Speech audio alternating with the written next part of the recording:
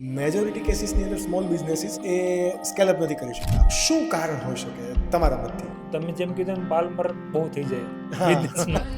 Start થાય તો બિઝનેસનું બાલમરણ થાય. 90% સ્ટાર્ટઅપ એ સ્ટાર્ટઅપ કર્યાના એક વર્ષની અંદર જ ફેલ થઈ જાય. સૌથી પહેલું કારણ છે કે જ્યારે બિઝનેસની શરૂઆત કરે ને તો બે વસ્તુને ધ્યાનમાં રાખીને લોકો કરે. તો ચલો પાપાનો બિઝનેસ છે, બિઝનેસની અંદર ઇમ્પ્લિમેન્ટ કરી જવું, સેટલ થઈ જવું. ખાસ કરીને એ બિઝનેસની અંદર કેવું છે, પાપાનો વિચારસરણી અલગ હોય અને કંપની આખી અલગ રીતે બનાવી હોય, એની ટીમ આખી અલગ રીતે હોય. જ્યારે આ એન્ટરપ્રેનર એ બિઝનેસની અંદર આવે એમાં સેટલ ન થતો, તો એના કારણે સુધીમાં એ બિઝનેસ ઘણી વખત વાઇન્ડ અપ થવાનું એક કારણ એ પણ હોય. એ પોતે પોતાનો નવો બિઝનેસની શરૂઆત કરે. બિઝનેસની શરૂઆત કરે 2-3 વસ્તુને ધ્યાનમાં રાખીને કે ચલો આ બિઝનેસ સારો છે, આમાં પ્રોફિટ બહુ બધો હોય તો ચલો હું ચાલુ કરી દઉં. લેકિન જો બિઝનેસની શરૂઆત કરું ને મને કઈ વસ્તુ પસંદ છે, મારે કયો બિઝનેસ કરાય, જો એ વસ્તુને ધ્યાનમાં રાખીને કરું તો એ બિઝનેસની અંદર એને લાંબો ટાઈમ સુધી અને વધારે એક્શન લઈ શકું. એટલે પોતાની પર્સનાલિટીને આઈડેન્ટિફાઈ પહેલા કરવી કરવી જરૂરી છે.